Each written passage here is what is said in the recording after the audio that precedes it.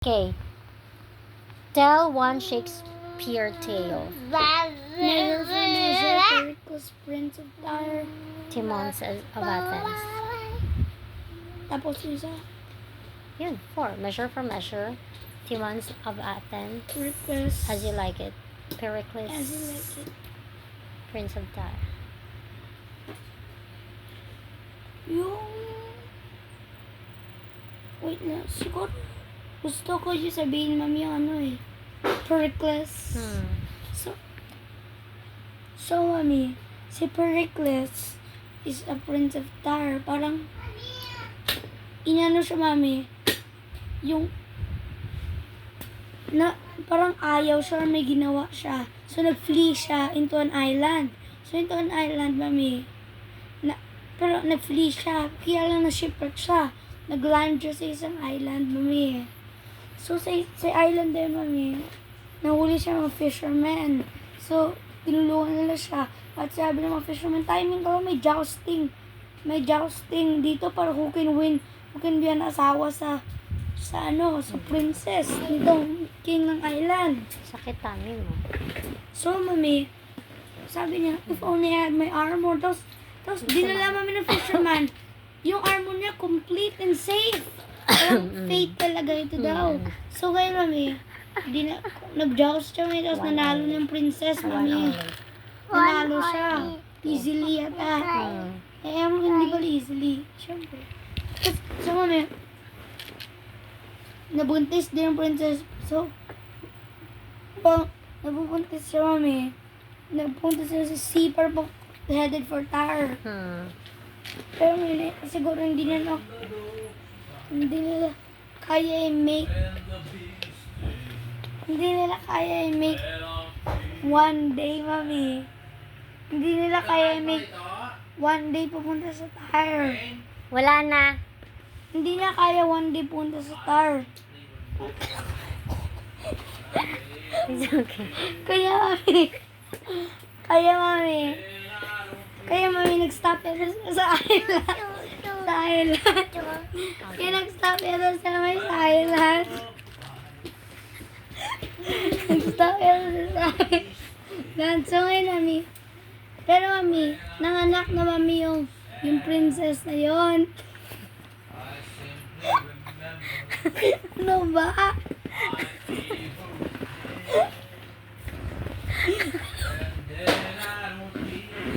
May nakanta mami. So, mami,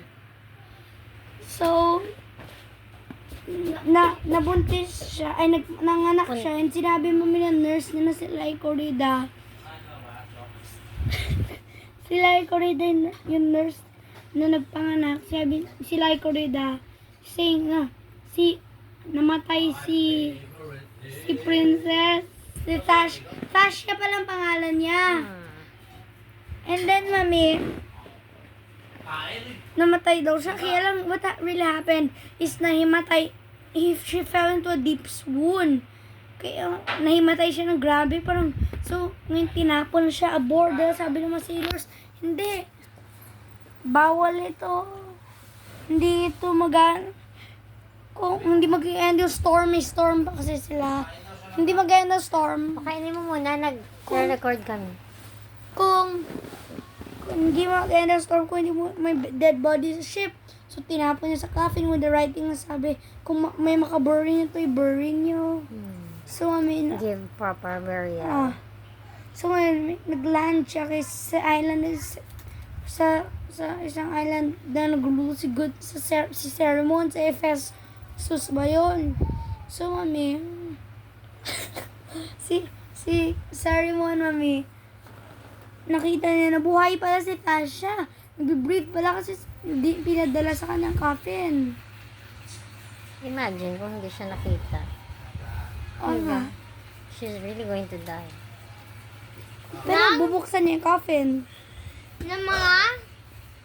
Yung mga tao kung saan siya na Grabe naman si Pericles na tinapon na niya. Parang, maybe because they have no way of knowing naman kung patay or hindi. They just assume. hindi, bakit? Pero, I mean, itatapon nila, mami. Bakit hindi nila keep sa ship? Bakit siya nag-obey sa sailor? kasi Kasi baka for them, it's bad luck.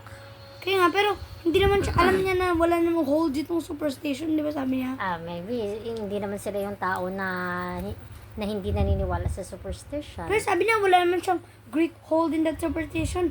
Pero sabi niya, sige na lang. Bakit gano'n? Baka that time, parang he's losing hope na din. Or wala na, hindi na siya makaisip siguro ng tama. Or sabi niya, wala na rin namang mawawala. Anyway, patay na rin naman to. We do not really know. Buhay pa naman pala. Kaya nga. Ang ganda talaga nitong story kasi sa ending parang may twist. Ang ganda ng twist na Okay, sige. I'll finish So, it. mami, yung anak ni Mary na mami. Tapos, daughter. Pala. Anak, mami, daughter pa rin yun, no? Na babae. I meant anak Anak means son or daughter. Could be, yeah. Hindi tiyak. So ngayon, mami, si Pericles, mami, punta sa tower. Tapos iniwan niya sa kay Cleon, my friend ba niya, at ang asawa niya, sinong tawag dyan? Si Marina. Ay, naiinggit yung asawa, yung Marina. Marina. Ang Marina kasi sa, private dock, mami, for boats. For pleasure boats. Magaganda, hindi lang yung mga pangit mga boat, yung mga private boats, pleasure boats. Kung may private jet, kung may private boat, parang siyang private jet. So, mami, this time, may daughter pala kami ngayon. Sila Cleon at si Dionysius, the wife of Cleon. So, yung daughter niya hindi matalino, pero si Marina, sobrang talino dahil from royalty siya siguro. Dahil royalty siya. Kaya, yung royalty kasi schooled, mami. So, Schooled and trained. schooled and trained. So, may mabait siya. So, ninggit ngayon si Dionysius, mami. Kaya, mami, murder niya, pinapatay niya si Marina. So, timing din ang patay ng nurse ni si Lycorida, ni Marina. So, as umiyak siya over the dead body. Naisip kong ganito, bakit hindi niya dalhin sa hospital? Baka wala naman silang hospital that time. May naman sila eh. Anak ko mga mas older pa dyan. May mga sila, may mga sila, di ba yung Romans, nag-amputate na yan, BC pa yun. Ito, bago naman ito, yung mga 16, na ito, sa 15, 14. Ito, mami. Bakit mga hospital? Very 1400s na ito eh. Di ba, mami? Mga 1400s na ito, mami eh. Siguro mga Tapos na po. 1100s. plate. Yung Romans ka nag-amputate eh. Baka in their place, walang medical institution. Oo eh. So ngayon, mami, sabi niya, yung tinaas niya sa man. So yung sa man, sinabi niya Dionysius, maglakad kasi itong servant. Kasi servant niya tayo, yung servant niya itong man. Kaya, mami, kaya sabi niya, mag-walk muna ikaw sa servant ko. Sabi niya, hindi, baka magulo ko pa yung servant mo. Servant mo yan, ikaw, kung ano lang, maguguluhan pa yan. So, hindi, sabi niya, sige na. Mag-walk kayo kasi para hindi ba walang tent, fair tent mo. Kasi kung balik ni Pericles, dapat may ganyan ka pa rin na tent. So, kami ngayon nag-consent. Nag-agree na siya reluctantly. So, naglalakad sila ngayon along the shore. Or port, yun eh. Sinabi ni nang papatay sa kanya, may ka ba? May iba ka bang, may prayers ka ba? Bakit papatayin mo ba ako? Tapos umiyak siya, mami. So ngayon, mami, timing may mga pirates. Nung dumating, tapos kinuha siya as their prize. Dapat nga sa akin hindi prize, pero loot.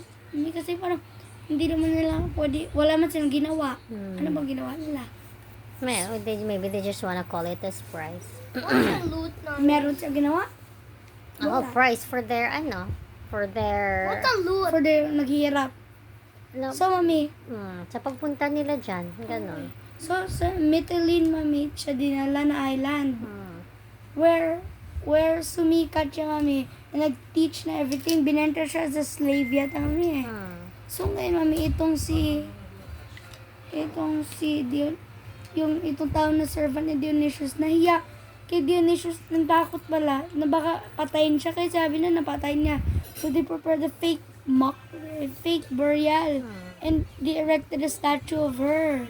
Eh kung may statue, patay na ikaw yun di ba? May tao ba na buhay pa rin? May statue? Hindi ko alam. Parang meron, pero I cannot remember. Parang merong isa. Bakit isa lang? Ewan ko. Kasi nga, isa lang, if ever, but I cannot remember, if ever that exists, because ang statue is erected when the person is dead. Ganun pala? Come on. Si Jose Rizal na clone doon. So ngayon mami, Clone.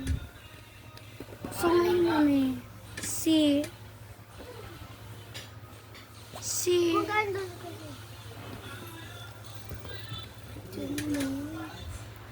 So ngayon, yung Governor Lysimachus parang nagustuhan siya at nalaman. Si Marina. 14 this time si Marina. Mami. So, young adult na. No, not yet an adult. Young adult na. Young woman pa rin. Ano ba yung young adult? Kumbaga, young lady. Kaya, so kung ano ba yung young Adult adult? is 21 plus ka na. 18 years old. That's a young adult. Okay. Young lady. Teen. Ayun pala tawag. Teenager. Good boy. So ngayon, so ngayon, si Pericles punta ngayon kila Dionysius Kulian para makita ang anak niya na hindi pa niya nakita ever nung nanganak siya. Ganun siguro siya ka-busy. Or the inisip. Diba? Mas malala.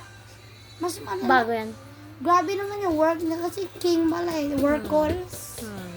So, pupunta siya. 14 years ni mami hindi nakita ang daughter niya. Ibig sabihin, baka hindi naman talaga niya priority. Baka pinaubaya na niya dun sa pinag-iwanan niya. Ano ba yan? In-entrust Bakit siya bumalik? to check. Hindi parang love na. Maybe he finally found the time. He finally realized that he should also check on his daughter, that he must make her a priority. Akala niya late mami kaya. Akala siguro niya late nung pinakita siya yung fake graveyard at fake statue. At yung statue. So nalungkot siya ngayon. Babalik na siyang nag-set sail siya for Tar. So mami ngayon, pero dumaan siya sa Mytilene. At nakita mami ng Governor Lysimachus. Ang ship with the royal sails.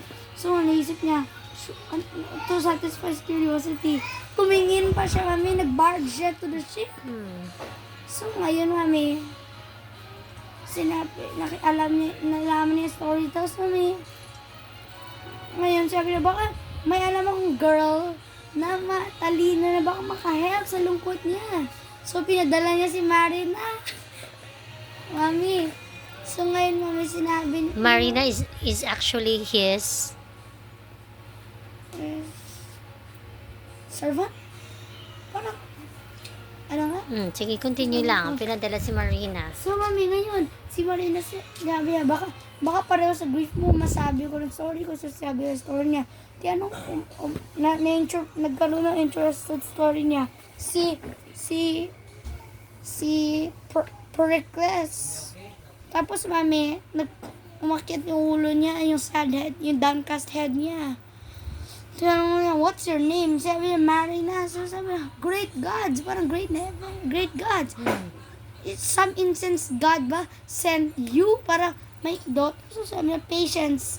I will tell you my story. So sabi niya, sige, maging patient ako. So, nung sinabi na story niya, na-amaze talaga si Pericles. So, tinawag yung sailors, happy ang sailors na marinig ang name niya. Sinabi niya, let's make merry. So, sabi niya, sino itong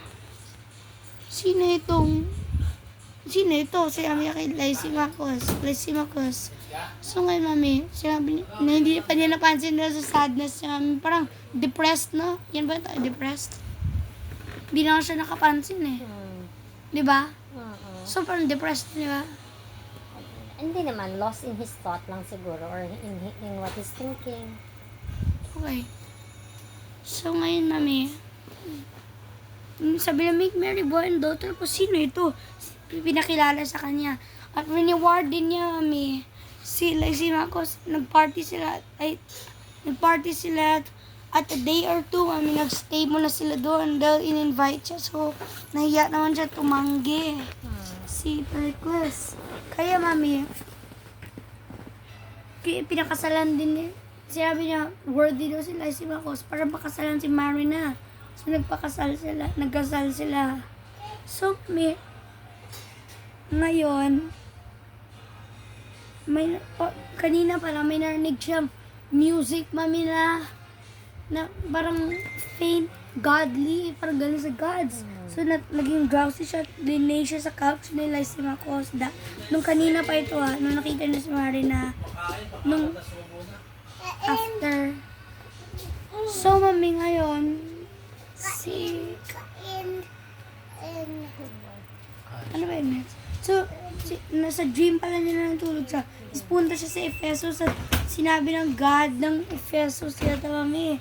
The sea goddess pala. So, mami, ay hindi pala sea goddess ng Ephesus. Punta siya sa altar na yun where Thasha was a nun daw sa niya, parang naging devoted na siya to the goddess, mami. Dahil nung nakita siya ni Sermon.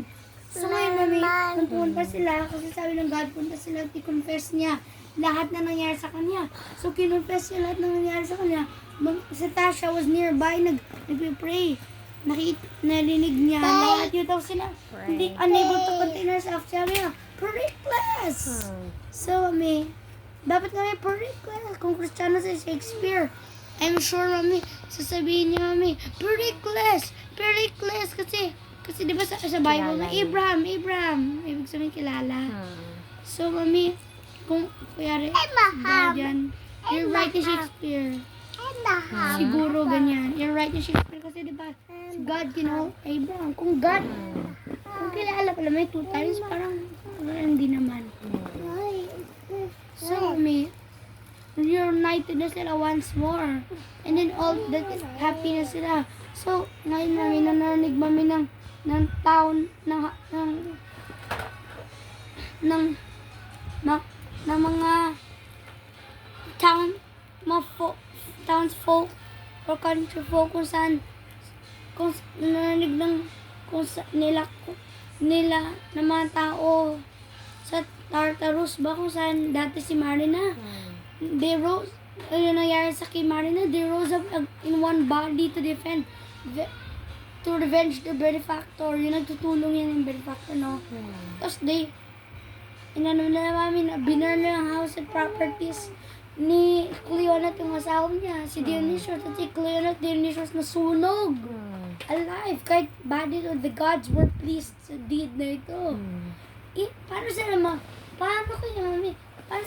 please? Ibig sabihin, parang nagulat sila, mami eh. So, hindi, sino nagpagawa yan? Kaya, di ba sa atin, Kristiyano? God allowed it. Sila nagulat sila. So, ibig sabihin, sino nag-allow nun? Imposible talaga. Di ba parang pleased sila na, ibig sabihin parang, they allowed this bad thing. Parang hindi naman, wala naman sa kanila nag-allow. Parang, imposible na talaga kung isipin mo. Yun lang. Okay.